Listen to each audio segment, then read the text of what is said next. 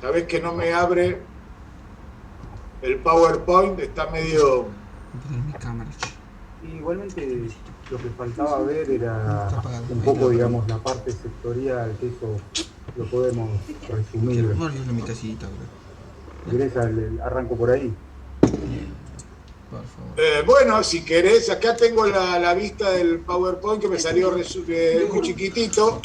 Por un lado, la expansión de la Todavía agricultura no. Ah, pampeana, bien, ya te dejo o también. sea, que en este caso resume Ahí está tu ropa prácticamente también, la acá también. totalidad de la década del 60 y parte de la década del 70, ¿no? Es decir, la agricultura pampeana va a renacer después de la década del 30. Recuerden ustedes que la crisis del 30 llegó a, digamos así, estuvo muy fuertemente condicionada por la llegada a la frontera agrícola y la falta de capacidad innovadora que tenían los productores.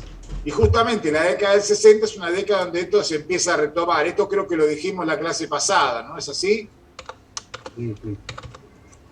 Y después el otro tema importante son las economías regionales, o sea, esto que llamamos la producción sectorial de de las provincias, ¿no? Que van a tener una fuerte, digamos así, una evolución dispar, fundamentalmente en lo que atañe al azúcar tucumano. Es decir, recuerden que en la producción de azúcar de Tucumán y en menor medida Salta y Jujuy, que eran dos provincias azucareras, la provincia de Salta en particular, eh, va a tener el ingenio Ledesma, perdón, Ledesma está en Jujuy, digo Sí. mal.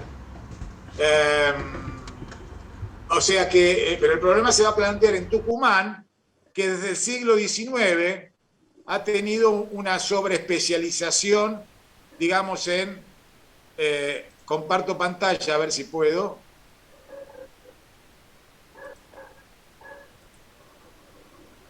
No sé por qué me sale así chiquito. Mirá, ¿lo ves ahí? Sí, sí, está bien, es así, es así, está ¿Es bien. así? Sí, sí. Ah, pero está mal así. Ah, ¿Para qué no, me no, así sirve? no. No, No no, me así sirve para no, ahí. nada, no me sirve para nada así. No lo puedo No, no, usar. no, Bueno, ahí te salió a vos, no sé por qué, así es. no, es cuando vos me lo mandaste, no importa. Bueno, Lo concreto entonces, hay una cuestión que es bastante notable respecto de la crisis de la sobreproducción de azúcar tucumana.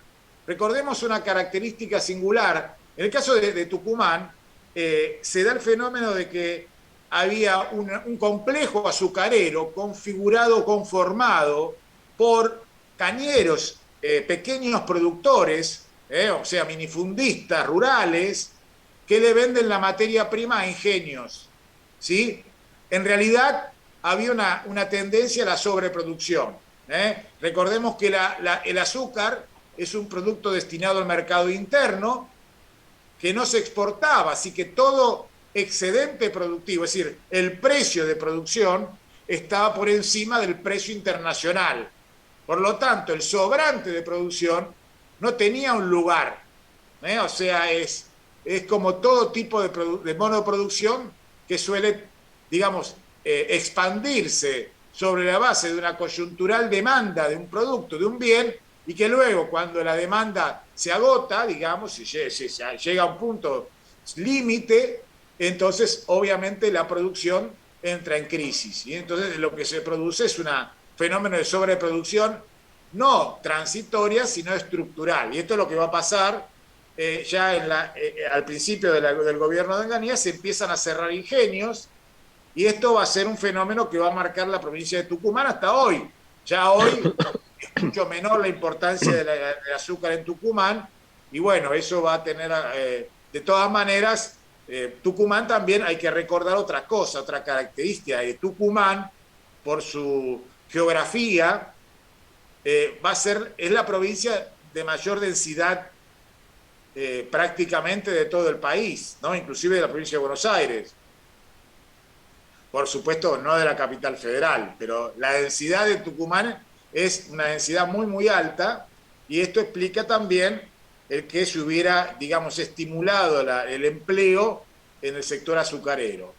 Y bueno, ahí tenemos entonces una cuestión bastante compleja que no se puede resolver en esta etapa, pero en términos generales se puede decir que es una etapa en donde se produce lo que se llama el apogeo de la industrialización sustitutiva. Recuerdan qué quiere decir industrialización sustitutiva, ¿no?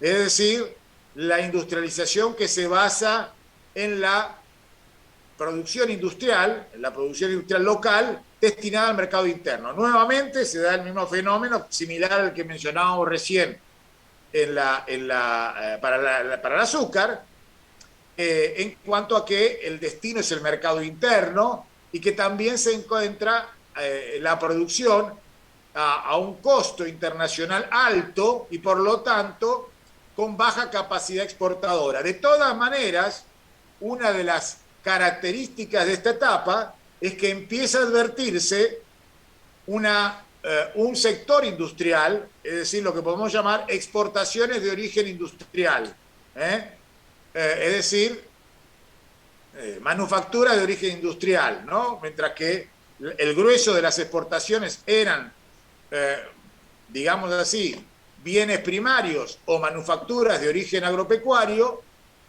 Buenas noches, Nico. En este caso se trataba también, se incorporaba entre un 7 y un 10% de manufacturas de origen industrial, lo cual hablaba en buena medida de la madurez progresiva que estaba adquiriendo el tejido industrial argentino relativamente en función de su punto de partida, digamos. En este caso uno puede decir que el ciclo iniciado en la presidencia de Frondizi se completaba. Recuerden que bajo la presidencia de Frondizi vamos a tener una industria que va a estar de alguna manera configurada por la erradicación de lo que se llama industria pesada, es decir, producción de insumos de origen local y también de bienes de consumo durables. Algunos de ellos empiezan a tener mayores posibilidades o alguna posibilidad de exportación, ¿no? Y por último, digamos que tal vez esto no lo hemos, no sé si se vio la clase pasada, pero digamos que se da el fenómeno paradójico de que el centro, diríamos, de las nuevas actividades industriales en el interior, que era la provincia de Córdoba, también va a ser el centro de la rebeldía política, también va a ser el centro de quienes contestaban el autoritarismo desde las provincias del interior, en este caso en una provincia como Córdoba, que tenía una larga tradición de, llamémosle, de enfrentamiento con Buenos Aires desde el siglo XIX. Recordemos, entre otras cosas, el levantamiento de Liniers contra la primera junta, que le iba a costar su fusilamiento en la expedición que iba a ir al Alto Perú. No los quiero meter en este berenjenal, vamos a pasar de largo y bueno, finalmente recordemos que se trató de un gobierno que tuvo su apogeo dictatorial, digamos, con Onganía, que empieza a caer, empieza a dejar el poder en el 69 con el Cordobazo, y que luego del Cordobazo, cuando sale su principal ministro, que era Krieger Bacena, finalmente en el año 70, con una nueva insurrección popular en Córdoba, que fue el llamado Viborazo, y también, perdón, el Viborazo de ya con Levingston, pero digamos, después de otro hecho, perdón, ahí me confundí, que fue el secuestro y asesinato de Aramburu, va a terminar entonces con la salida de Onganía, su reemplazo por un desconocido general Levingston, que va a intentar una suerte de profundización de la revolución mediante una política más nacionalista. Krieger Bacena fue, de alguna manera, dejó una libertad de movimientos de capitales que provocó cierta extranjerización en la industria, y finalmente este proyecto de Levingston, acompañado de quien fuera su ministro de Economía, Aldo Ferrer, se va a dejar de lado, y finalmente el general Lanús en el año 71 va a intentar la hazaña, digamos, va a intentar establecer un diálogo, entablar un diálogo con el peronismo, con Perón, para volver a las instituciones de la Constitución, ¿no? Esa tentativa de diálogo de alguna manera queda frustrado, pero efectivamente va a ser convocada las elecciones, Perón no va a ser candidato y vamos a tener un gobierno, nuevamente un gobierno justicialista, en este caso una coalición dirigida por el Partido Justicialista, que fue el FREJULI, el Frente Justicialista de Liberación, cuyos candidatos eran Héctor Cámpora y Vicente Solano Lima, ¿no? Una fórmula de, digamos así, dos políticos conservadores, pero en la práctica, digamos, que a diferencia de lo que va a ser el primer peronismo, este segundo peronismo, en lugar de plantear un enfrentamiento peronismo-antiperonismo, va a tener un enfrentamiento peronismo contra peronismo, ¿no? Un poco Sebastián seguramente después se va a playar al respecto, pero digamos, el conflicto que antes había sido externo al peronismo entre el 46 y el 55, ahora se va a internalizar entre distintas ramas del peronismo, ¿no? Esto va a ser algo, porque digamos, en la práctica, la relación del gobierno con los partidos de oposición va a ser bastante buena. Ahora, el problema se va a plantear al interior, digamos así, y sobre todo, digamos, por el gobierno, la llegada al gobierno de Perón y su posterior fallecimiento en julio, 1 de julio de 1974. Bueno, Sebastián, Vamos, pasemos entonces a la próxima filmina, dale, al próximo PowerPoint, próximo tema, digamos. dale.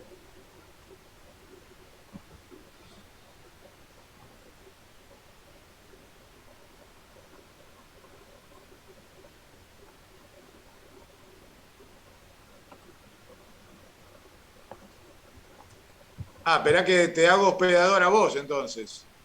¿Sí?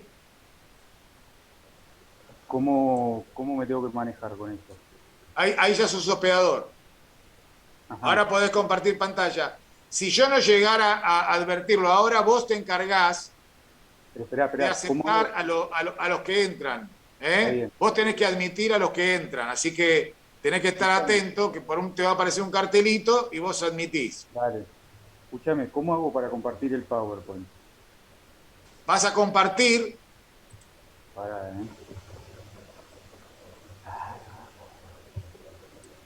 vas a compartir pantalla, ¿sí? Y te Ah, tiene que cierto. aparecer, lo tenés que tener el PowerPoint, lo tenés que tener ahí en documentos abiertos, digamos. Sí, para. Dame un segundo. Te Fíjate doy que lo que dentro quieras. de hay una barra de 5 opciones, dice Share Screen, ahí es donde pones compartir pantalla y ya previamente en una ventana aparte tenías que tener el PowerPoint y ahí lo vas mostrando.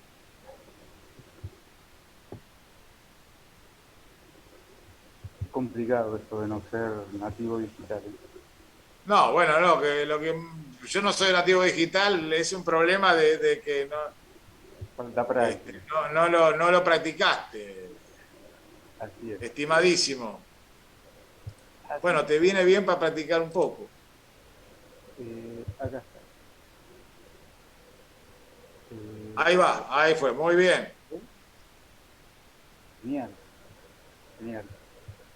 Bueno, a ver, en esta clase vamos a ver un periodo que son unos pocos años, que va del 73 al 76, pero que son dos periodos en donde muchos de los conflictos que la Argentina venía arrastrando se van a condensar y es un periodo fundamental para, digamos, para poder entender lo que va a venir fundamentalmente después.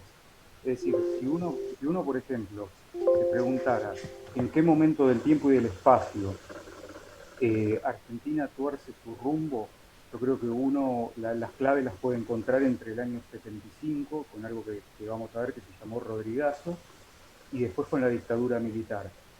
Por supuesto, hay gente que después diferentes perspectivas ideológicas, van a ser diferentes cortes.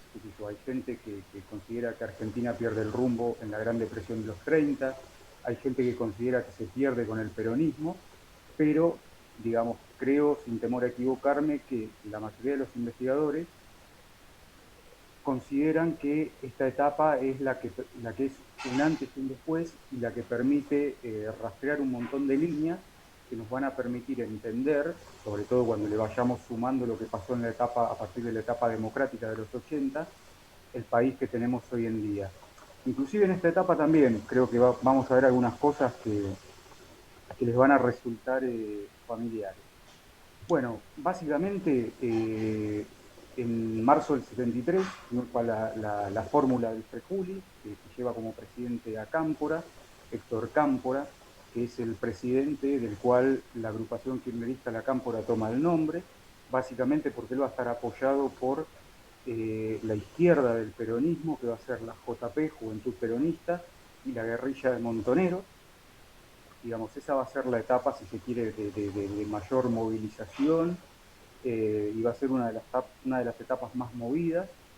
Cámpora va a gobernar solamente 49 días, por eso se lo llama retrospectivamente la primavera camporista, porque se considera que fue, digamos, una etapa como que quedó ahí medio perdida, porque quedó cortada prácticamente al poco tiempo de empezar. Porque el 20 de junio del 73, Perón vuelve al país definitivamente, en lo que se conoció como la masacre de Seiza, y sobre todo en un movimiento como era el peronismo, que es un movimiento que reconoce un líder y que es muy vertical, era muy difícil que convivieran, digamos, dos cabezas para un mismo puesto. De hecho, en esa época se había acuñado la famosa frase de Cámpora al gobierno, Perón al poder, y muchas veces estar en el gobierno no significa tener el poder. De hecho, el poder lo tenía Perón, y cuando Perón decidió que Cámpora y Solano Lima tenían que dar un paso al costado, lo tuvieron que hacer. Hay un breve interregno de un personaje que se llamó Raúl Lastiri, que era presidente de la Cámara de Diputados, era yerno de un personaje de los más probablemente nefastos que hubo en la historia argentina, que se llamó José López Rega, que va a ser ministro de Bienestar Social, era secretario personal de Perón, un tipo que va a intentar construir una base de poder propia dentro del peronismo. En septiembre de ese año se hace la elección donde triunfa la fórmula Perón-Perón, o sea, Juan Domingo, María Estela Martínez de Perón, que no va a arrancar precisamente del todo bien, porque 2 días después de la elección todo indicaría que la guerrilla de Montoneros fue la autora, asesina a José Ignacio Rucci, que era el secretario general de la CGT y la mano derecha de Perón, que fue una manera, digamos, de presionar a Perón echándole un muerto en la mesa, sobre todo por la puja política que ya estaba desatada dentro del movimiento. El momento más dramático en el enfrentamiento entre Perón, que se va a volcar hacia el ala derecha, o sea, hacia el ala sindical, contra la izquierda, va a ser el acto del Día del Trabajador de mayo del 73, donde los va a expulsar de la plaza. La plaza va a quedar ahí medio semi vacía. Y 2 meses después, Perón tiene la malísima idea de morirse. Previamente, en el último discurso, él había dicho que su único heredero iba a ser el pueblo argentino, lo cual decir el pueblo argentino era decir mucho y no decir nada. Y la tragedia de este periodo es, como mencionaba Aníbal, que es un punto de llegada porque la antinomia peronismo y antiperonismo se va a cortar, pero al mismo tiempo todas esas contradicciones internas que anidaban en el peronismo van a terminar enfrentándose entre sí para ver quién se calzaba la corona de Perón. A Perón lo reemplaza su mujer Isabel, pero digamos, para ser generosos, era una señora que todavía vive, que no tenía ni las condiciones políticas, ni intelectuales, ni morales para gobernar una Argentina que era un polvorín y que se deslizaba a pasos acelerados, sobre todo en una inestabilidad política, económica, pero en una espiral de violencia que se volvía cada vez más incontrolable. Ustedes piensen que tienen que retener que el peronismo en esta etapa prácticamente va a ocupar todo el espacio político. porque había peronistas de derecha, de centro y de izquierda, y van a dirimir sus diferencias por las armas. Nosotros hoy, en la actualidad, estamos viendo cómo un gobierno peronista se están peleando entre sí, pero bueno, por lo menos ahora tenemos la suerte de que no se pelean a los tiros, cosa que era lo que pasaba en ese momento. Y finalmente, Isabel va a terminar derrocada por un golpe cívico-militar, el 24 de marzo del 76, que va a marcar básicamente el punto más alto del drama de un peronismo que volvió por todo, que generó grandes expectativas y que terminó en un descalabro y fuera del poder, fundamentalmente por las luchas internas que no se pudieron resolver. Y también una cosa más para cerrar la parte política que hay que tener en cuenta, es que si uno toma, por ejemplo, la idea que desarrolló el filósofo alemán Friedrich Hegel de la división entre sociedad política y sociedad civil, se supone que tiene que haber instituciones intermedias o vasos comunicantes que sirvan para poder procesar los conflictos, e inclusive para generar consenso. El problema es que en esta etapa la institucionalidad era tan débil que esos vasos comunicantes no existían, y encima tenemos la paradoja de que el oficialismo, que controlaba los resortes del Estado, tampoco podía dirimir sus conflictos internos de manera pacífica, y eso, por supuesto, que va a terminar repercutiendo en la sociedad civil. Digamos, lo que les tiene que quedar de esta parte política es quiénes son los actores dentro del movimiento peronista, la izquierda, JP Montoneros, una extrema derecha que va a ser López Rega y su grupo, que van a rodear sobre todo a Isabel Perón, y después por el otro lado va a estar la derecha, que van a ser los sindicatos y lo que sería el personal político, los políticos del movimiento. Bueno, ahora nos vamos a meter en lo que sería, ustedes cualquier cosa que no entiendan, me paran y me avisan, ¿eh? Seba, una consulta. Sí, Acá en un momento intentaba encontrar la parte del texto que hablaba en donde una parte dice que hasta el mismo oficialismo esperaba a los militares que llegan al poder.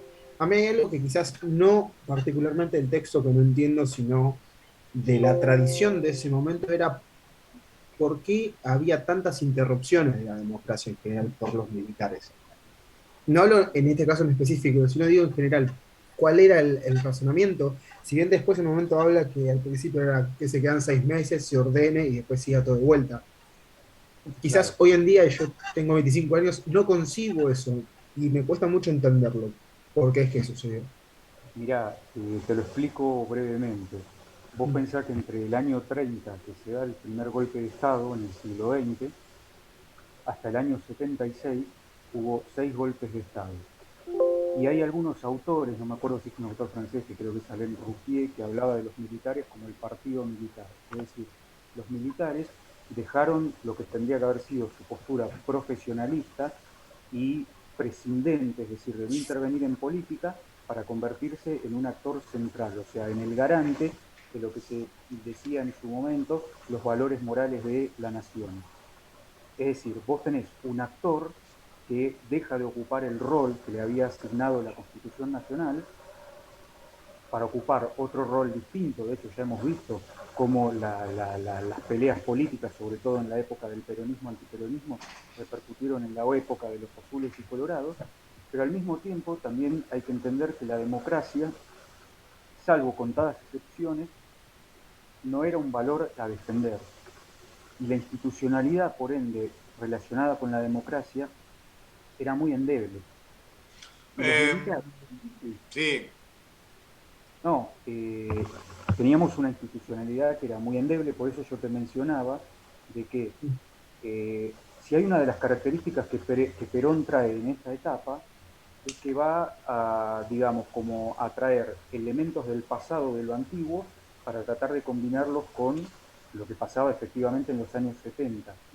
Y lo que se ah, buscaba después de reiteradas interrupciones por parte de golpes militares era tratar mínimamente de recomponer el sistema democrático. De hecho, Perón vuelve, si se quiere, un poco más ayornado, un poco más con una apertura mayor a dialogar con los partidos políticos, es decir, con una beta un poco más democrática, no voy a decir que mucho tampoco, Bueno, perdón, ¿puedo hacer una acotación a lo que vos decís, que está, por supuesto, bien?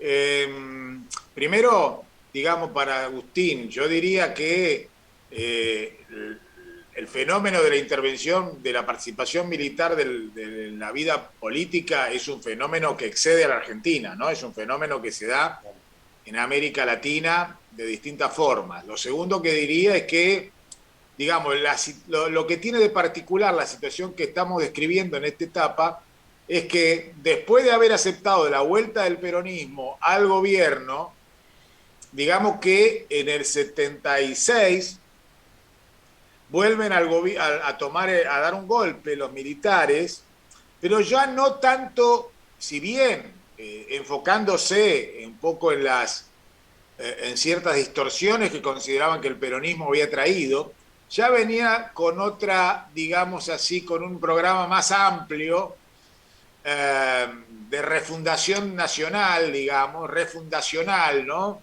Que un poco estaba en la Revolución Argentina anterior, pero en este caso, digamos así, combinado con un programa, con un proyecto de disciplinamiento social que va a ser muy, muy fuerte. Pero eso ya sería otro tema, ¿no? Digamos, un poco me parece que lo terrible de la situación es que después de 18 años, donde no había habido posibilidades de vida política normal, digamos, la sociedad no defendió el gobierno de Isabel, precisamente, digamos, por distintos motivos. Uno era porque se había instalado en el país la violencia política, digamos, ¿no? Entonces, muchos que podrían no ser especialmente antiperonistas, le dieron la bienvenida al golpe, justamente porque recelaban de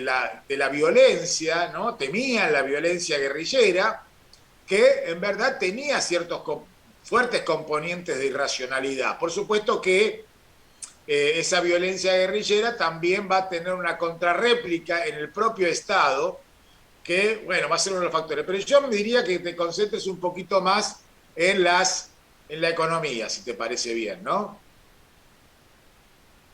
Listo. No, simplemente para cerrar te digo que después de lo que pasó con la última dictadura militar y sobre todo con la derrota en la guerra de Malvinas, eso yo creo que va a ser un antes y un después que va a permitir que después la democracia en los 80 pueda tener un mayor arraigo que hasta ese momento no había tenido. Pero eso lo Bueno, vamos a ir viendo con las clases. claro, eso Bueno, se va a ver después. con respecto a la economía, lo primero que hay que mencionar es que el personaje estrella en este momento va a ser un ministro de Economía, que va a asumir con Cámpora, pero que todo indicaría que lo nombró Perón, que se llamó José Bergelbar, que era un judío polaco, empresario, presidente de la CGE, la Confederación General Empresaria, que agrupaba fundamentalmente a los industriales de la pequeña y la mediana industria de capital nacional. Y la política de Gelbar va a tener dos caras. Helbar le decimos. Bueno, Gelbar para los amigos. Eh, Va a tener dos caras. Una que va a apuntar, si se quiere, a la estructura y otra a la coyuntura. Tenemos que tener en cuenta que en Argentina, por lo general, históricamente la coyuntura se ha terminado por comer a la estructura. Y en eso tenemos, por un lado, el plan trienal, que era un plan estructural de reformas de fondo de la economía, y por el otro vamos a tener un plan antiinflacionario que va a ser el pacto social. En el caso del plan trienal, que era una serie de reformas de fondo, que va a recuperar algunas tradiciones del peronismo y le va a sumar algunos de los datos de la realidad de la década del 70, nos encontramos con que se va a sancionar una nueva ley de inversiones industriales que lo que buscaba era limitar la transnacionalización de las industrias. Ustedes recuerden que en la época de Krieger Bacena, cuando se hace la devaluación controlada, lo que va a ocurrir es que para los tenedores de dólares, Argentina se vuelve muy barata, entonces van a venir capitalistas y consorcios extranjeros que van a comprar industrias llave en mano, es decir, los tipos van a comprar complejos industriales enteros Y eso, por supuesto, que va a hacer que una porción del sector industrial quede en manos de capital extranjero. Entonces lo que se buscaba era limitar un poco eso, aunque el peronismo tampoco es que va a hostigar demasiado al capital ni a los capitalistas extranjeros. Después va a haber un punto fundamental en las políticas peronistas en este momento, que inclusive uno puede encontrar ya rastros en la época de Cleber Bacena, que es apuntar a que la industria sustitutiva exporte manufactura. ¿Por qué? Y básicamente porque Argentina tenía un problema histórico con el tema de la balanza de pagos. Entonces lo que se buscaba era exportar para poder aliviar ese problema. Ahora, ¿esto era un invento que se le ocurrió a Perón, que lo trajo del exilio? En realidad no. Como ya dije, había antecedentes con Pierre Bacena y sobre todo había un clima de época en América Latina en donde las industrias sustitutivas de diferentes países estaban reorientándose hacia la exportación. Y también esto implica un cambio en las políticas del peronismo, porque si en los años 40 el objetivo era apuntalar el consumo, y en los años 50 era la inversión, en este caso iba a ser la exportación de manufactura. ¿Cómo se va a hacer eso? Y básicamente se va a sancionar una ley de protección al trabajo y de la producción nacional, se va a conceder soporte técnico, créditos, subsidios, devolución de derechos, para que la pequeña y la mediana industria, algunos sectores, no todos por supuesto, vayan adquiriendo capacidad exportadora. También hay que aclarar de que era una industria exportadora que tenía una importante tutela del Estado. Pero lo interesante es que por lo menos, respecto a la mirada que existía originariamente del peronismo hacia la industria, que apuntaba fuertemente al mercado interno, ahora hay un cambio de mirada y eso es importante que lo retengan. La otra fue la nacionalización del comercio exterior.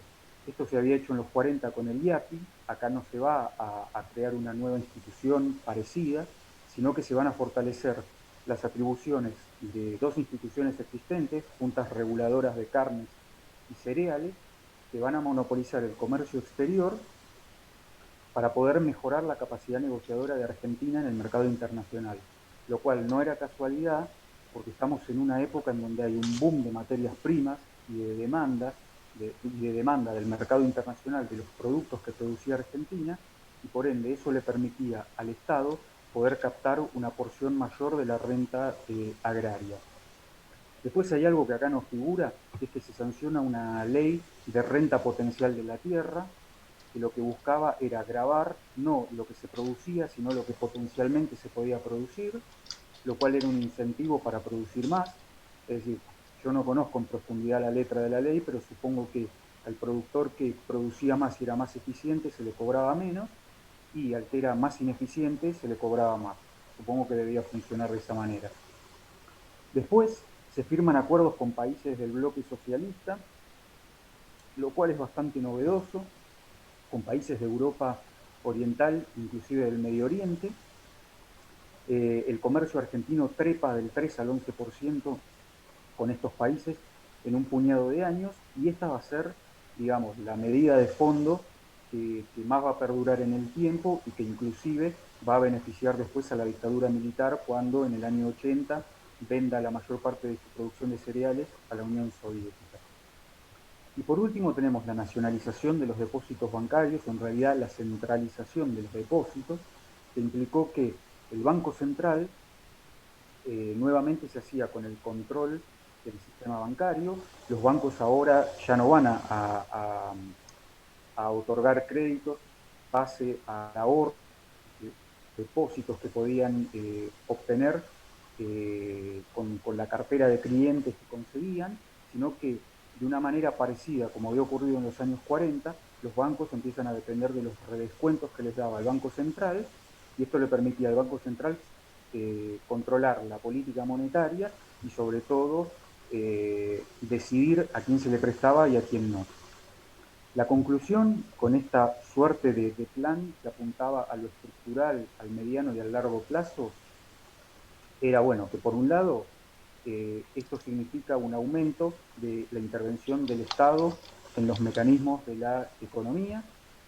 Después, por el otro, también el peronismo, tratando de rememorar lo que habían sido las épocas doradas, había planteado Perón lo que en esa época se llamó el 50-50, que era repartir el 50% de la torta económica entre el empresariado y los trabajadores. Después, obviamente, que con la orientación exportadora digamos, la orientación exportadora de la industria, se buscaba beneficiar al capital nacional.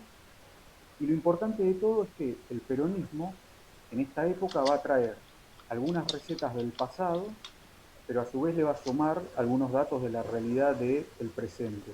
Y de hecho, digamos, ustedes lo pueden también ver hoy en día, de que no es, digamos, que hay algunas recetas que el peronismo suele aplicar que no son para nada novedosas y que las han aplicado unas cuantas veces a lo largo del tiempo. Por ejemplo, en este momento que se está discutiendo el tema del control de precios, bueno, creo que me entenderán.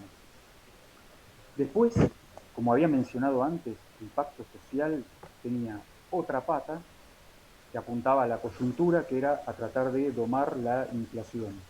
Es decir, la economía argentina en ese año 73 estaba en crecimiento, pero había un problema, que era la inflación que distorsionaba los precios relativos.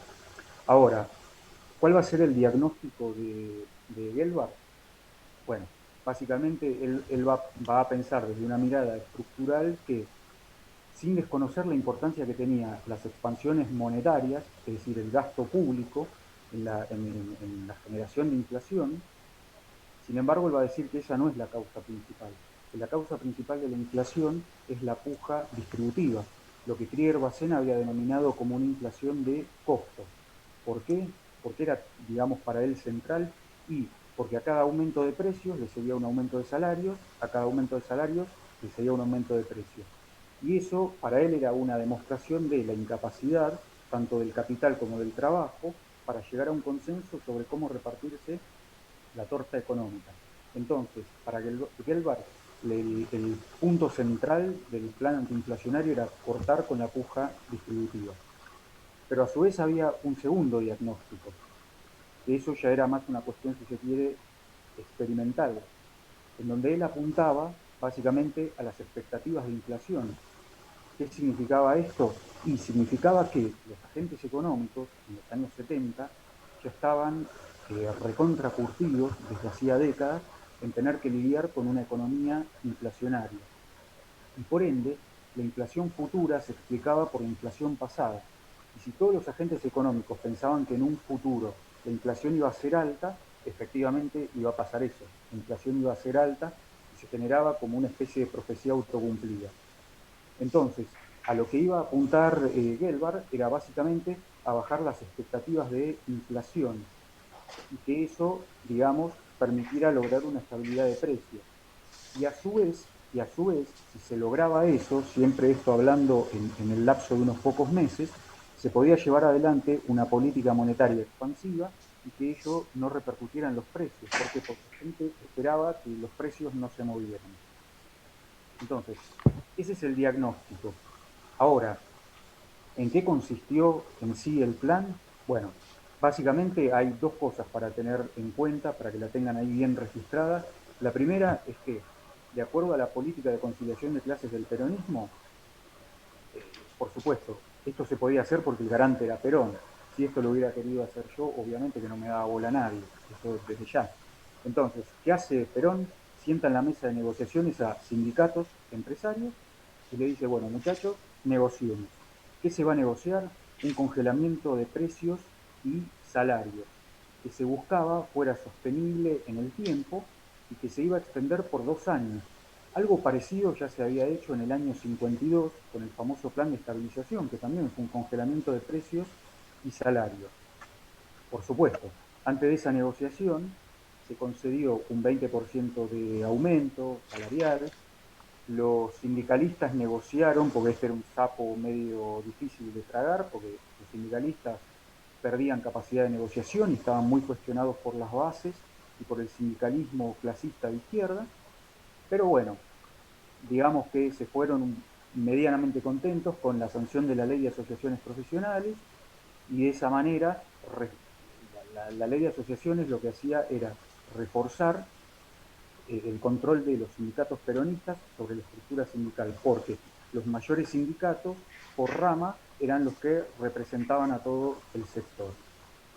Entonces, ese es el primer punto, congelamiento de precios y salarios. ¿Cuál fue el segundo punto? Que la política monetaria y crediticia va a ser expansiva. Es decir, por un lado congelamos precios y salarios, pero por el otro, como la economía estaba creciendo, estamos aplicando una política procíclica en ese sentido y la política monetaria va a ser expansiva, o sea, gasto público, expansión, para incentivar la demanda agregada. Ahora, yo ya les mencioné el diagnóstico, la forma en cómo se implementó el plan y ahora hay que ver si esto realmente funcionó y durante cuánto tiempo. Bueno, en el año 73, en la segunda mitad del 73, uno podría decir de que el plan medianamente funcionó. La economía crece a más del 4%, el desempleo rondaba un poco menos del 5% en el Gran Buenos Aires, lo cual significaba que había una situación de pleno empleo. La balanza comercial mejoró básicamente porque Argentina estaba exportando grandes volúmenes y a muy buenos precios, con lo cual la balanza comercial dio superávit y las cuentas externas estaban en uno de los mejores momentos del siglo. Ustedes recuerden que si el sector externo se está desempeñando de esta manera, no es solo, por supuesto, porque hay una demanda externa y mejores precios, sino también por todas las transformaciones que se venían haciendo en el agro, tímidamente primero desde los años 50 y ya después con mucho mayor énfasis en los 60. Ahora, esto permitía que la economía creciera, que se pudiera importar mucho desde afuera y que no tuviera un gran impacto. ¿Por qué? Porque el país estaba generando un colchón de divisas muy importante, a tal punto que el ingreso de divisas generó una situación bastante rara, que es que se apreciara el peso ley, que pasara de 12,5 a 10 pesos por dólar, lo cual significaba tener dólar barato y que al apreciarse el peso los salarios fueran más elevados. Entonces, eso es lo que pasaba, digamos, a nivel de la economía. Ahora, ¿cuál fue la cifra de inflación del año 73? Fue del 60%. Ahora, digamos, cualquier desprevenido que por ahí no conozca mucho sobre el tema me va a decir, che, pero pará, los tipos implementan un plan de estabilización, pero sin embargo la inflación es del 60%. Claro, todo depende de cómo se mire el año. Si uno divide ese año 73 en dos partes, nos damos cuenta que el 60% está concentrado en el primer semestre, pero en el segundo semestre la inflación fue casi nula, o sea, fue casi igual a cero. Con lo cual, eso llevó a Perón a sostener de que se había logrado la meta de la inflación cero, cosa que, digamos, no iba a durar demasiado. Ahora, acá nuevamente, digamos, quizá la explicación puede ir por dos carriles. Por un lado, este pacto social tenía, para mi gusto, un talón de Aquiles. Como ya lo mencioné, era congelamiento de precios y salarios por un lado, pero había política expansiva, monetaria expansiva por el otro. Digamos, y era muy difícil sostener ese congelamiento en el tiempo, sobre todo en una economía que crecía, en donde aumentaba la demanda y en donde esa demanda aumentaba porque había más gasto público y porque encima el salario real se apreciaba. Es decir, lo que estaba congelado eran los salarios nominales, pero los salarios reales estaban apreciando y eso significaba un aumento en el poder de compra.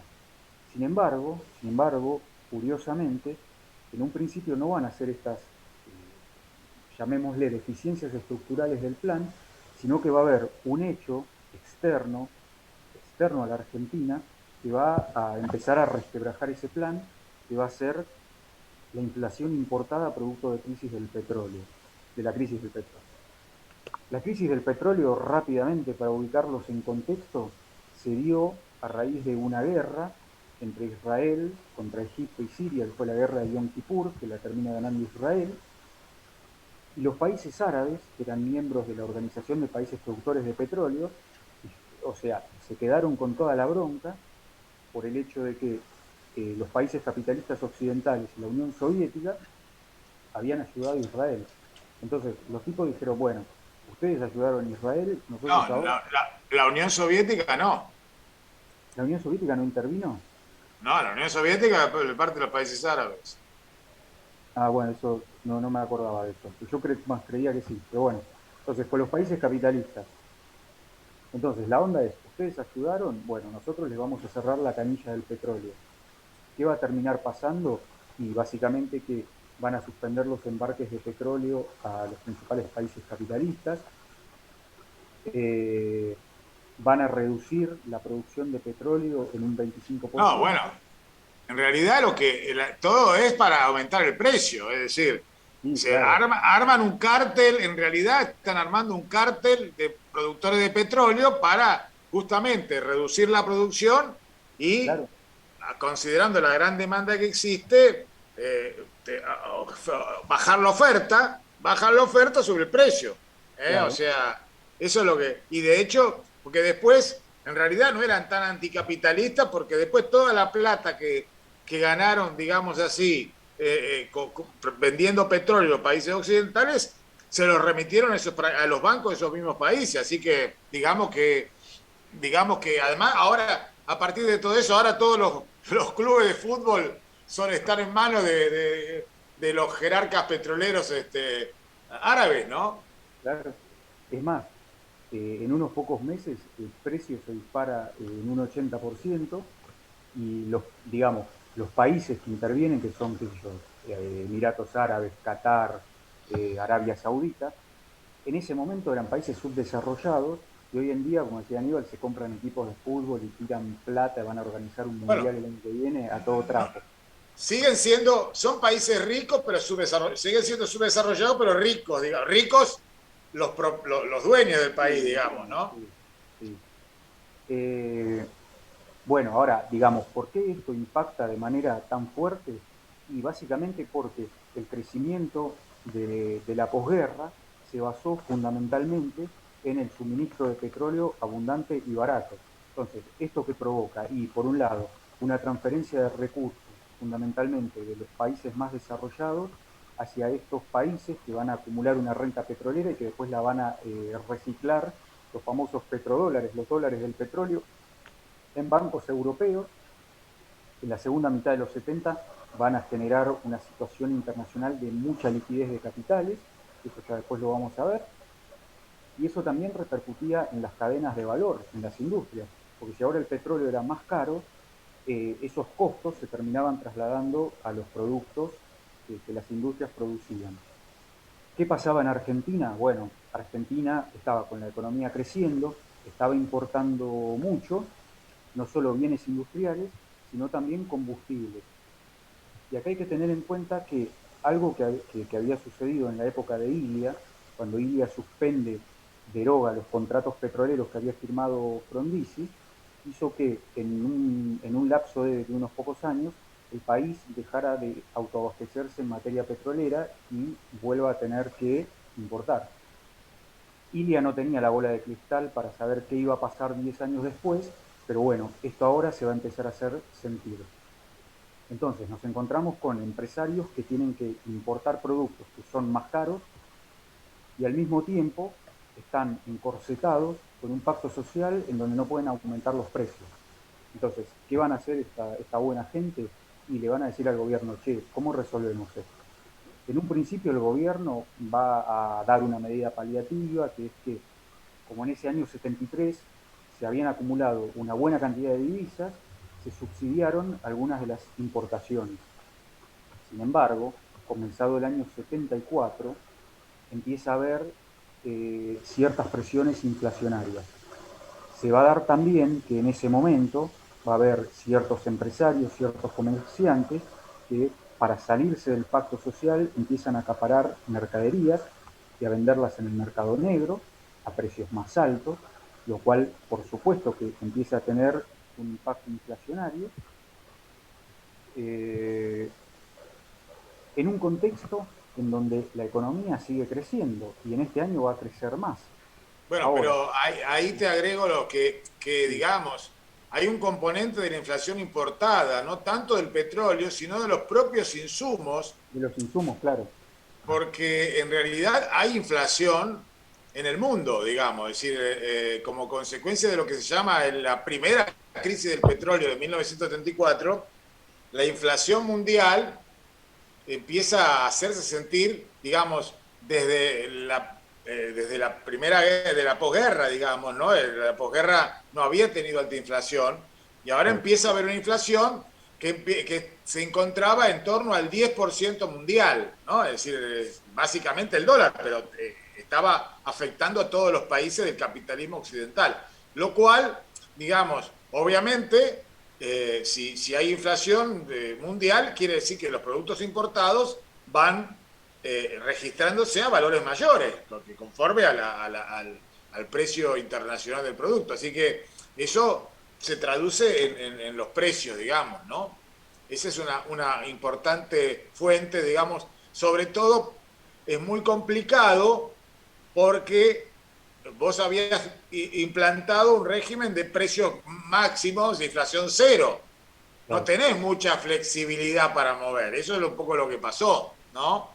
claro, claro. Eh, Y sí, aparte, claro, y aparte, bueno, en esa situación, por supuesto, ¿qué van a hacer los sindicatos? Y van a pedir una recomposición salarial. Eso va a terminar en que Perón, en el año 74, haciendo él presidente, va a llamar a una gran paritaria nacional, en donde va a decir, bueno, a los sindicalistas 13% de aumento, a los empresarios se les va a permitir trasladar esos aumentos, que eran aumentos de costos, a los precios de los productos, y además se van a aumentar tarifas de servicios públicos y combustibles para tratar de trasladar el costo que lo subsidiaba el Estado desde el Estado hacia el consumidor y tratar de, digamos, poder achicar un poco el déficit fiscal. Con lo cual acá el pacto social empieza a estar hackeado. No en jaque mate todavía, pero empieza a estar hackeado. Y sobre todo, estas medidas van a tener un impacto inflacionario. A todo esto la economía crecía y empieza a recalentarse. La economía crece casi al 7%, la desocupación era ínfima y la inflación de ese año 74 va a ser del 40%. Y en este contexto se empieza a notar con la inflación importada, que es lo que, digamos, lo que empieza a resquebrajar el pacto social, esas deficiencias estructurales de base, que era que se estaba practicando una política monetaria y crediticia que era expansiva en un contexto de congelamiento de precios y salarios. Ojo, hay algo que yo me olvidé de aclarar en lo que había pasado el año previo, en el 73, que la gente, en un momento, sabiendo que el garante del pacto era Perón, confiaban que los precios no iban a aumentar y empezaron a retener una mayor porción de dinero e inclusive en el año 73, en unos pocos meses, los depósitos, el ahorro interno, aumentan bastante, del 9 al 12% del PBI. ¿Tá? Eso también hay que tenerlo en cuenta. Pero ya en este año 74 las cosas se empiezan a complicar, porque como decía recién Aníbal, el esquema de precios y salarios era bastante rígido, sobre todo para introducir correcciones.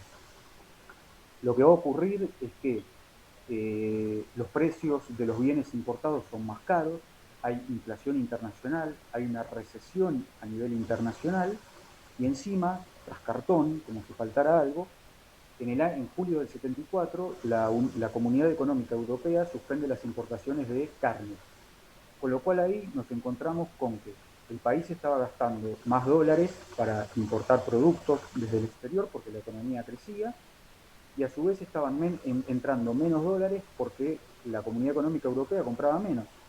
Con lo cual, en el segundo semestre vamos a tener, de ese año 74, un déficit en la balanza comercial.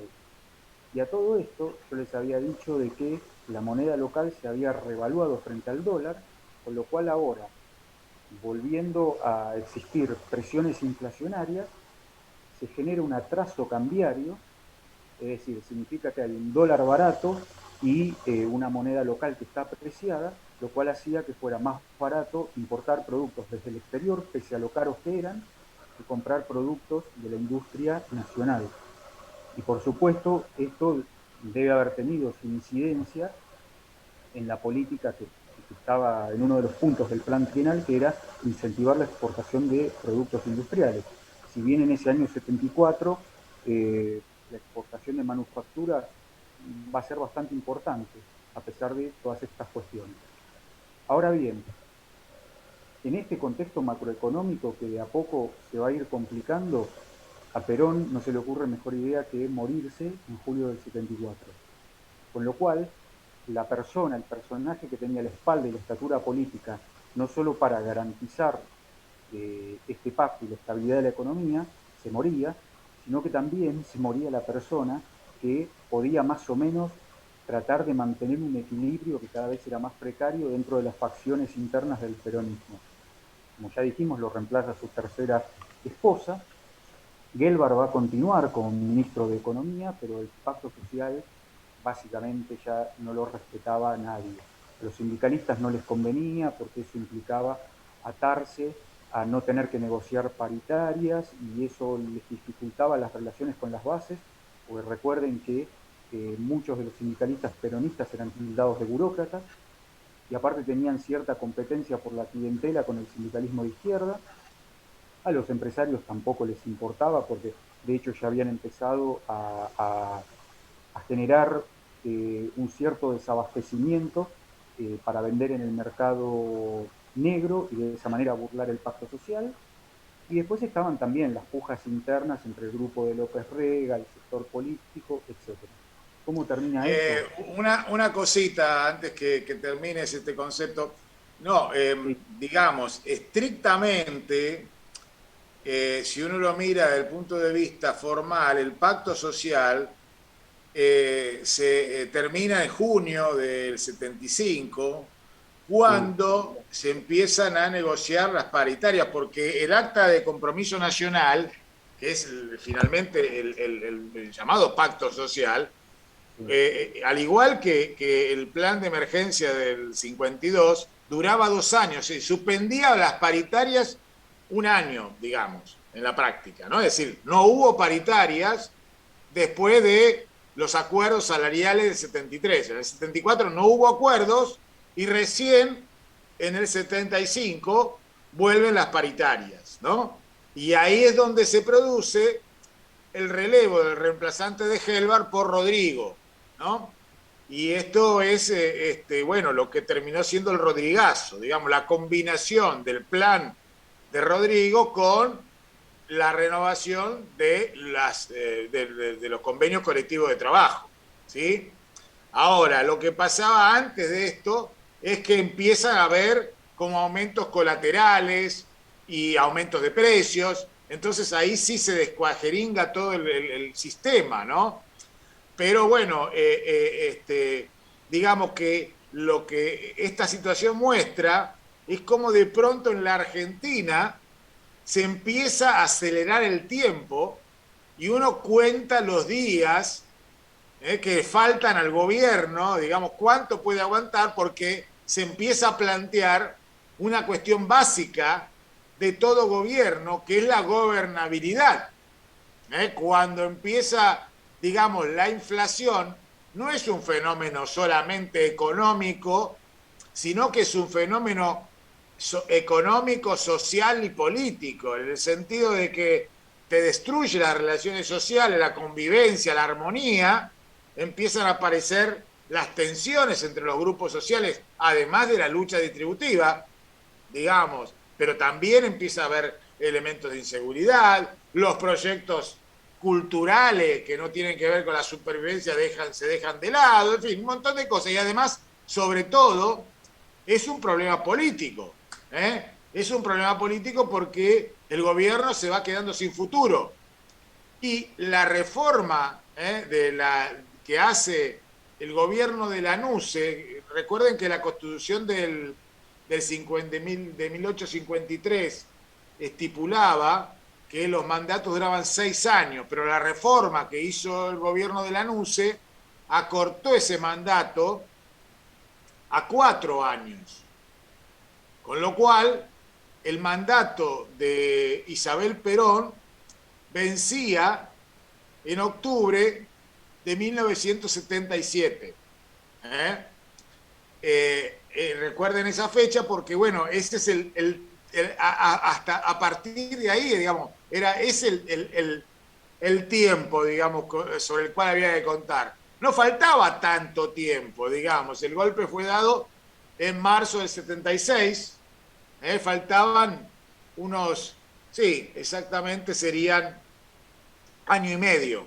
No era tanto tiempo, pero bueno, obviamente, y acá vuelve la pregunta de Agustín, digamos, ¿no? Es decir, digamos, había una oportunidad, se abría una ventana de oportunidad. Recordemos también, insisto, que está el tema de la violencia y el tema de la crisis social y económica que empieza a dispararse, pero bueno, me estoy adelantando. Me estás Hablemos contando, un poco de la inflación que va creciendo y del Rodrigazo, estimado. me estás contando el final de la película. Me estoy avanzando un poco, tenés razón, Sí. perdóname. No, está bien. No, antes de Rodrigo va a haber un breve interregno donde va a estar en el Palacio de Hacienda Alfredo Gómez Morales, que era el presidente del Banco Central y había sido uno de los ideólogos del plan de emergencia del año 52, y consecuente con lo que él había hecho en el pasado, va a aplicar, digamos, una política gradualista, va a intentar no corregir los desequilibrios devaluando. Eso va a implicar, por ejemplo, básicamente eso era un reconocimiento de que estaba bastante complicado, se estaba complicando bastante el tema de la inflación. Se va a intentar, digamos, moderar la política expansiva monetaria y se va a intentar moderar el gasto público, pero antes de que se, como decía Aníbal, antes de que se reabran paritarias en el año 75, la puja distributiva reaparece porque Gómez Morales concede un aumento a fines del 74 y otro para principios del 75. Con lo cual ese problema ya estaba instalado, digamos, antes de que se reabrieran las paritarias. Ahora, a mediados del 75, dentro de las luchas palaciegas que había dentro del movimiento peronista, se termina imponiendo el sector de José López Rega, que además fue el ideólogo y creador de un grupo paraestatal, parapolicial, que se llamó la 3A, la Alianza Anticomunista Argentina, que básicamente, entre otras cosas, amenazó y mató y hizo que se exiliara un montón de gente que tenían, digamos, simpatías, ya sea lo que sería el peronismo de izquierda, y logra poner a un hombre de su riñón en el Palacio de Hacienda, que es Celestino Rodrigo. Celestino Rodrigo es un personaje, digamos, tristemente célebre en la historia argentina, que va a intentar corregir esos desequilibrios que se venían manifestando a raíz de la implementación del pacto social, aplicando un plan de estabilización, es decir, un plan antiinflacionario o de shock, que se va a conocer como Rodrigazo, y que básicamente consistió en devaluar la moneda un 100%. Ustedes recuerden, si no me falla la memoria, de que la devaluación más grande que se había hecho desde que habían derrocado a Perón en el 55 era la que había hecho Fidel Bacena, de 40%, y que había sido una devaluación compensada, digamos, como para que todos perdieran un poquito y que ninguno se llevara las ganancias completas de la devaluación. Acá se devalúa un 100%, lo cual explica que, por ejemplo, si un tipo tenía dinero ahorrado en el banco para comprarse una casa o un departamento, cuando se entera de lo que este señor Rodrigo había hecho, se da cuenta de que sus ahorros habían quedado pulverizados y que se quedaba sin casa o sin departamento. Eso, eso es digamos, es una data que sirve como para empezar a entender por qué, por ejemplo, en Argentina el sector inmobiliario desde esa época de a poco empieza a ir dolarizándose. Después, otra cosa fue que se aumentó un 100% las tarifas de servicios públicos y 200% casi los combustibles. Ahora, ¿cuál era el objetivo que tenía Rodrigo con esta macro devaluación? Bueno, lo primero era tratar de disciplinar a los agentes económicos, fundamentalmente sindicatos y empresarios, para tratar de ponerle un corte a la puja distributiva. Inclusive se beneficia a un tercer actor, que es el sector agroexportador, porque la devaluación es una redistribución de recursos desde el sector urbano al sector agrario, y los que pierden con esta redistribución regresiva del ingreso son los trabajadores, básicamente. Después, se buscó con esto equilibrar las cuentas externas. Recuerden que yo había mencionado que la balanza comercial en el 74 era deficitaria, que Argentina ahora se acercaba a una crisis de balanza de pagos, con lo cual pasamos a tener un dólar muy alto y eso implicaba recortar importaciones.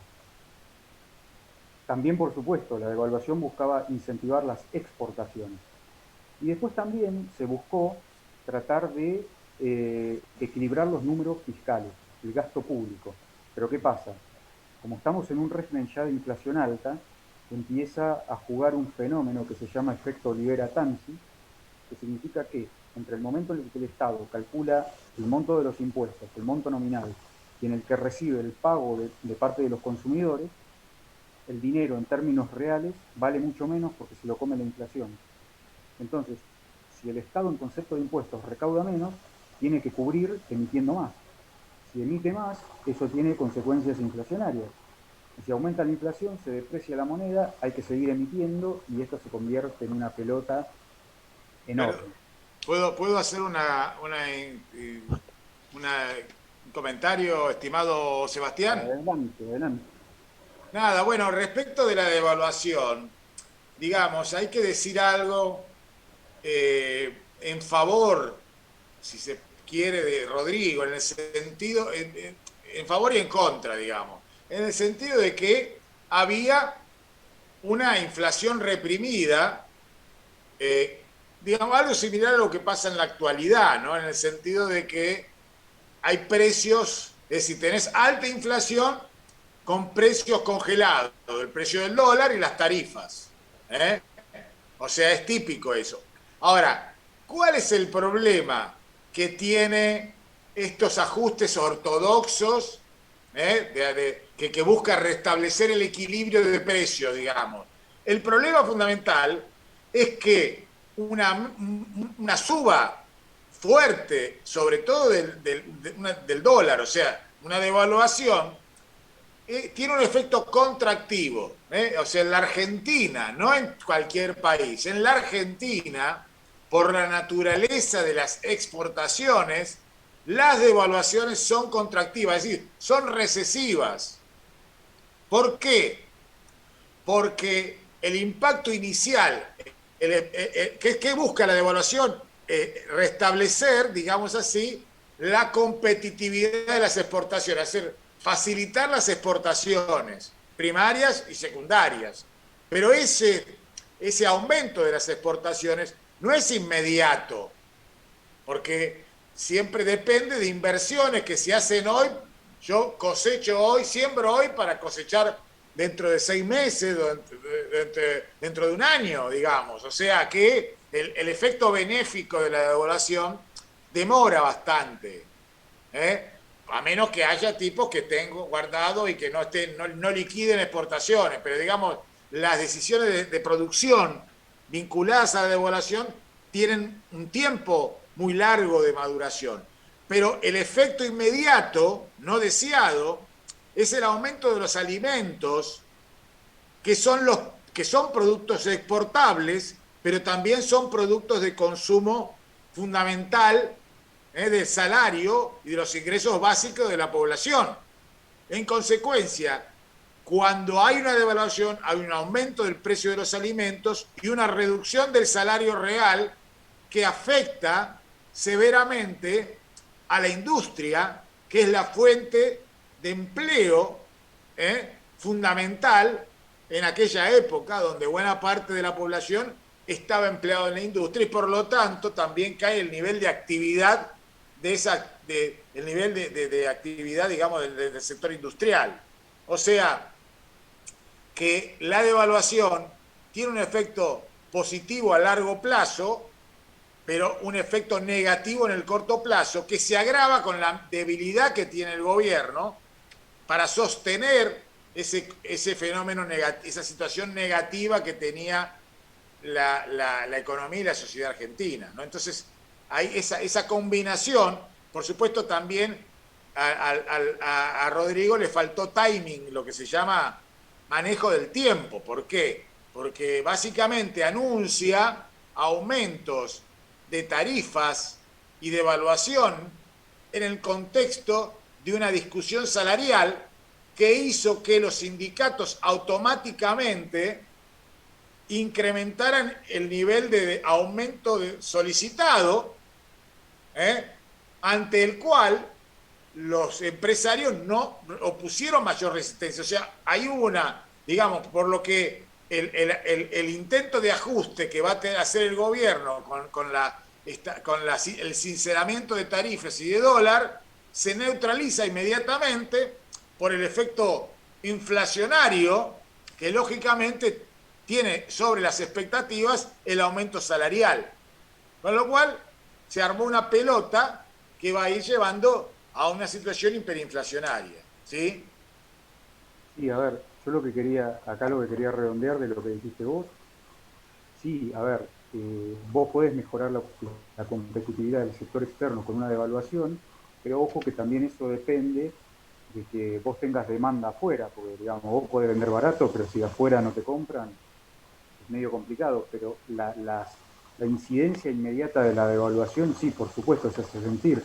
De hecho, Juan lo graficó muy bien el otro día, cuando les preguntaba acá a los chicos, diciendo, bueno, ¿cuál es el sueño de todo devaluador? Y básicamente que se cumplan todos los objetivos que Rodrigo tenía sin que la devaluación se traslade a precio.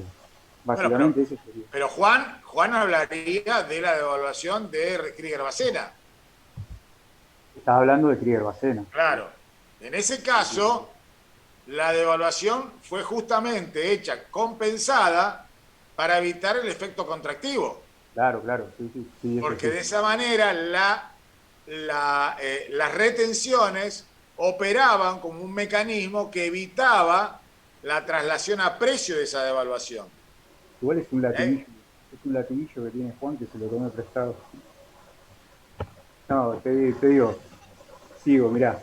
El tema es que en cuanto, ustedes fíjense que en el año 74 la inflación era del 40% y ahora en el 75 tenemos 185% anual. Esta cifra, digamos, no tienen que acordarse puntualmente de la cifra, pero tienen que registrar algo. Y vos corregime, Aníbal, si me equivoco, pero desde este momento y hasta el año 91, cuando se aplique el plan de convertibilidad, Argentina no va a bajar de los 3 dígitos de la inflación anual. Así que fíjense las consecuencias que tuvo el Rodrigazo. Y aparte, en un principio supuestamente beneficiaba al sector exportador, pero si en un momento se devalúa a 100 y la inflación se va a 185, digamos que estamos peor que al principio. Y en ese contexto, y también lo mencionaba Aníbal, se va a dar en el marco de la puja salarial, cuando se reabren las paritarias, un hecho dramático e inédito en la historia del peronismo, que es que por primera vez el sindicalismo peronista le va a hacer una huelga general a un gobierno peronista. Una huelga general de 48 horas. Eso, bueno, va a terminar con la salida de Rodrigo y de López Rega del gobierno, e Isabel Perón se iba quedando cada vez más huérfana de apoyos políticos. De hecho, se va a tener que recostar fundamentalmente sobre el ala sindical, con la cual ella había tenido relaciones bastante tirantes, con lo cual desde este momento y hasta 9 meses después, que es cuando se da el golpe de Estado, digamos que el gobierno de Isabel es, parafraseando a Gabriel García Márquez, es la crónica de una muerte anunciada, es decir, gran parte de los actores económicos y sociales apostaban a que la crisis económica, política, y encima enmarcada en un contexto de violencia que estaba cada vez más descontrolado, la crisis se iba a agravar y el gobierno efectivamente se iba a caer. En esos últimos meses va a haber 3 ministros de Economía más. de los cuales básicamente se podría destacar a Antonio Cafiero, que era el abuelo del que fue hasta hace poco, creo que fue jefe de gabinete de Alberto Fernández, Santiago Cafiero.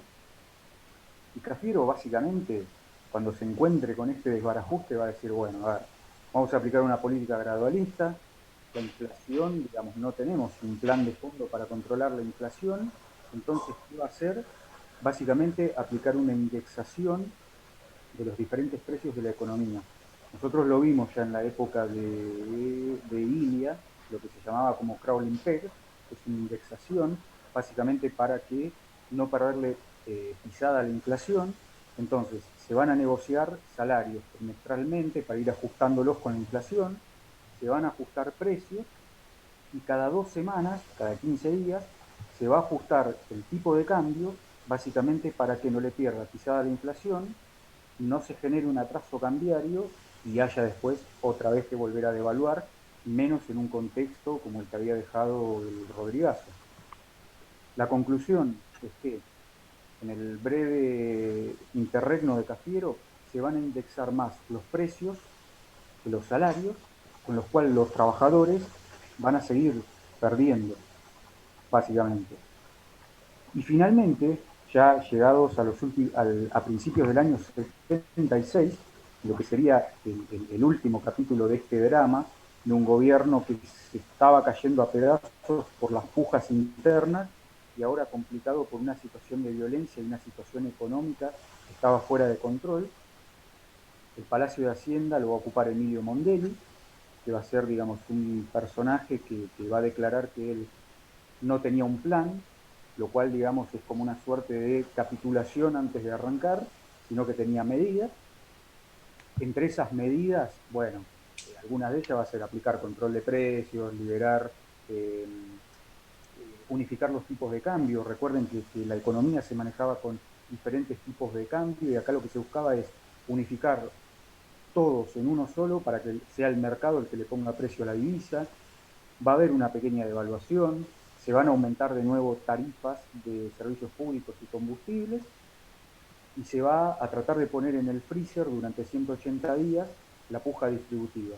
Sin embargo, ya a esa altura del partido, digamos que el gobierno faltaba simplemente que le dieran el empujoncito final, y en ese fatídico mes de marzo de 1974, cuando los militares dan el golpe, la Argentina, por primera vez en el siglo XX, entraba en un contexto hiperinflacionario. ¿Qué significa esto? Que la inflación mensual de marzo superó el 50%. Es decir, ustedes piensen que toda la inflación que nosotros tenemos ahora en un año, en ese mes de marzo del 76, la tenían en un mes. Y a partir de ese momento, bueno, un gobierno que había generado grandes esperanzas, grandes expectativas, termina yéndose prácticamente caído por sus propias contradicciones internas y por la incapacidad de poder generar un mínimo de consenso entre sus propias facciones. Esto, como mencioné al principio, marca creo que un cierre de una etapa y abre otra etapa nueva en lo que después va a ser las políticas económicas argentinas.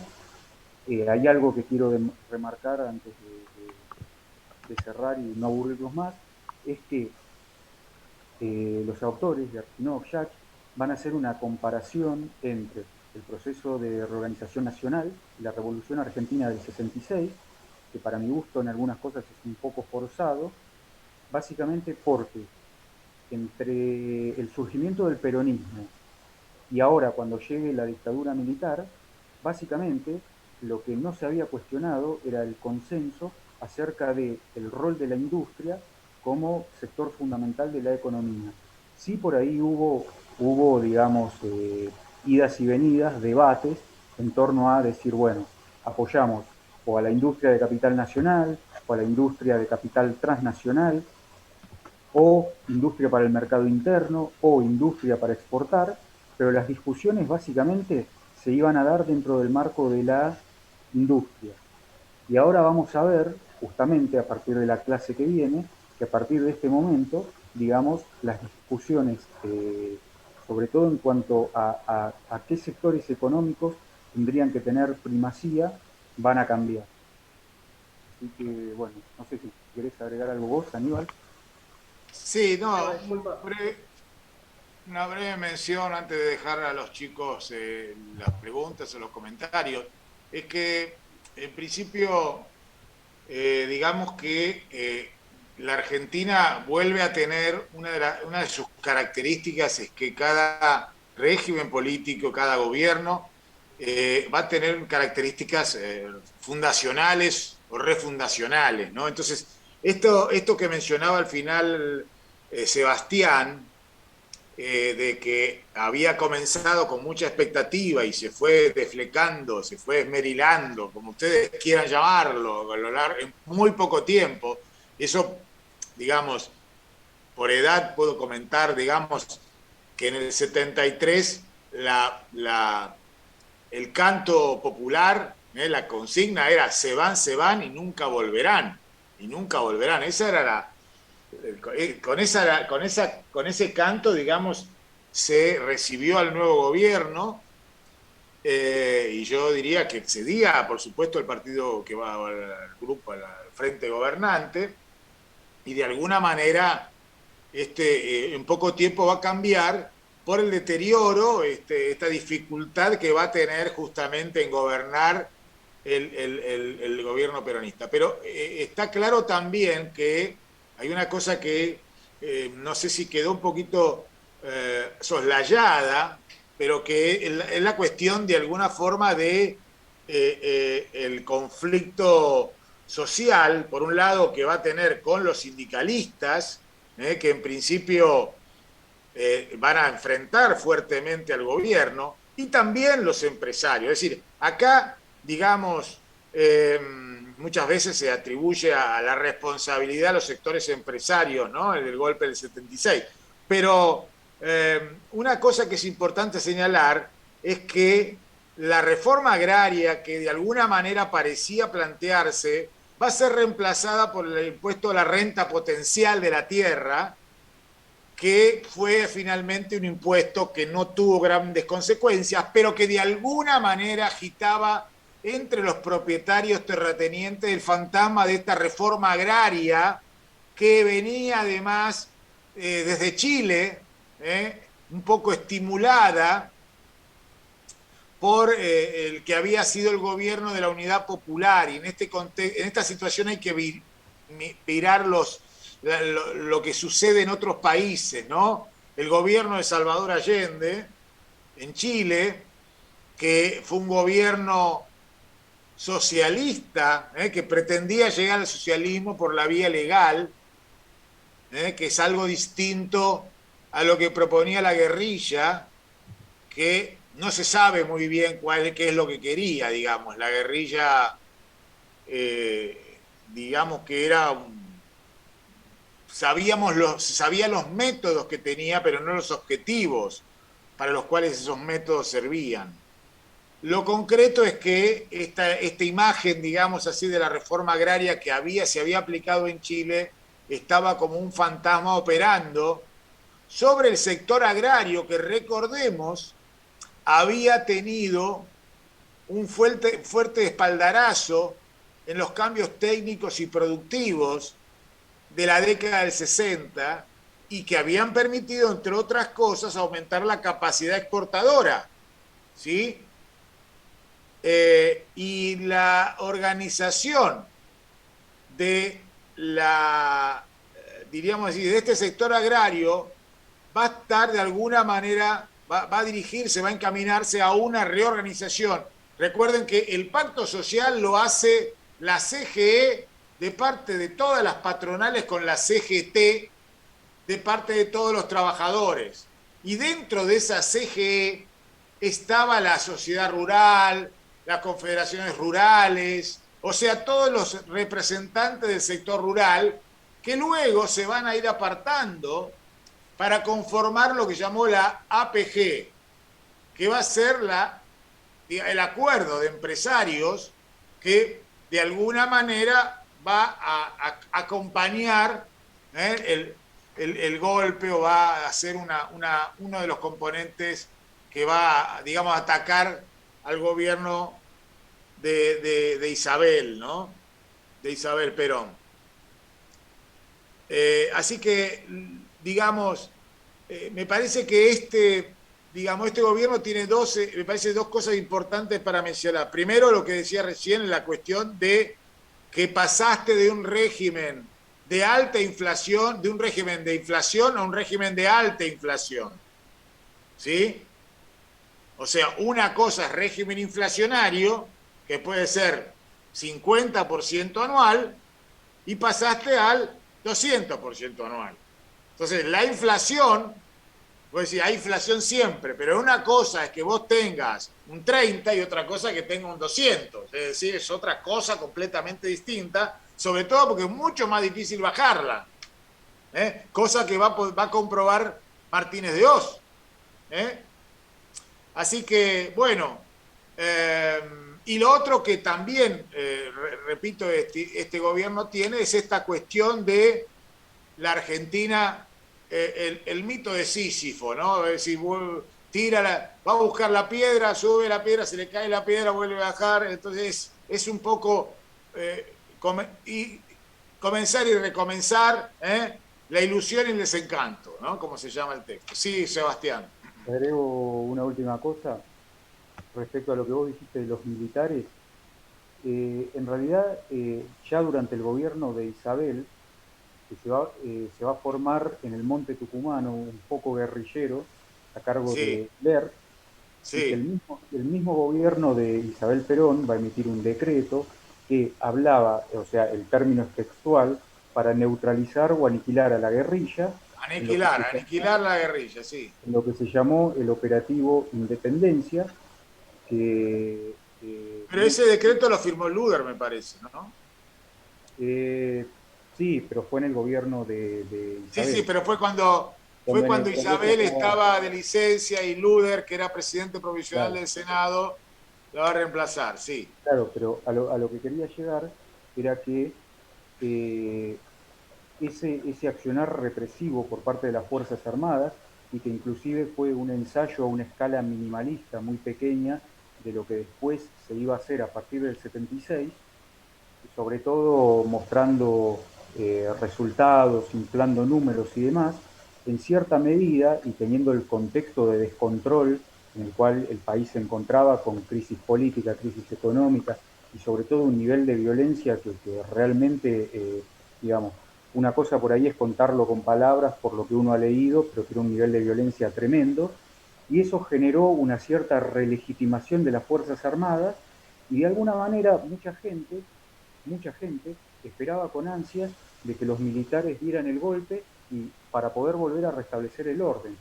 Con Claro. lo cual nosotros nos encontramos en apenas menos de 3 años en un giro de 180 grados en donde la gente le cantaba que se van y no vuelven más, y de repente había un sector de la población que los estaba esperando de nuevo.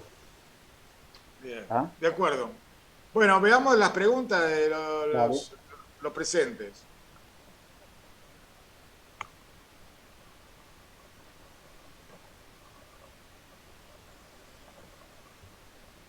Acá pregunta Oscar Andrade, ¿cómo disciplinó Rodrigazo? Bueno, no disciplinó. No, lo Oscar no intentó. disciplinó. O Lo sea, intentó. justamente el problema es que automáticamente hubo una resistencia. Ya, como decíamos antes, la primera resistencia fue durante la gestación del plan, que cuando se devaluó, automáticamente los sindicatos aumentaron el pedido que tenían de aumento de salario. O sea que, y automáticamente, digamos, ahí va a haber nuevamente un incremento de la puja distributiva y de la conflictividad social y económica. Por eso el plan fracasa, digamos. El plan es un caso típico de un programa ortodoxo fracasado, digamos. Justamente, entre otras cosas, porque no consiguió disciplinar a los actores económicos y sociales, ¿no? No, era el objetivo, pero no lo logró, claro. No.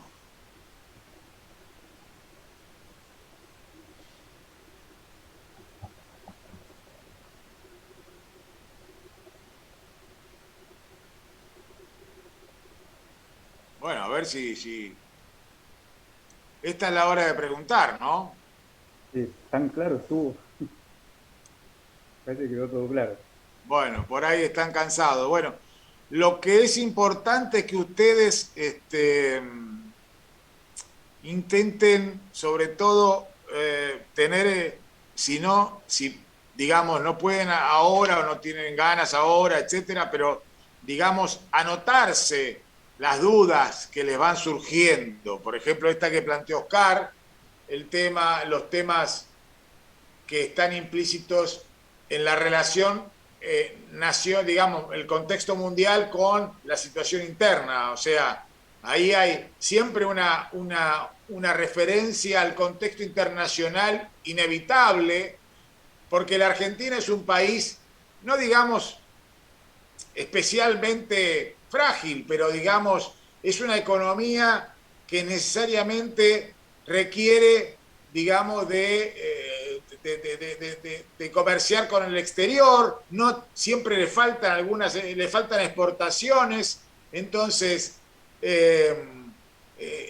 siempre, digamos así, un aspecto, el sector externo de la economía siempre es un aspecto frágil, justamente para mantener el equilibrio interno entre las clases sociales, que va a ser siempre un elemento también clave en cuanto a que, bueno, la Argentina es un país que tiene un ideal igualitario y una economía cada vez menos igualitaria, ¿no? Esa es un poco la paradoja, ¿no?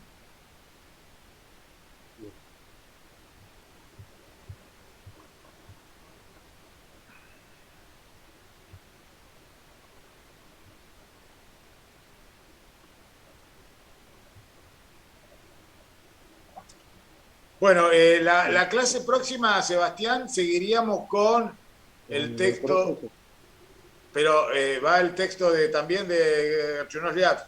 Bueno, o sea, iría a la segunda parte de este capítulo y lo trataríamos entonces la clase del viernes. Si no hay más preguntas, entonces damos por terminada la clase. Buenas noches, profe. Buenas noches, Eva.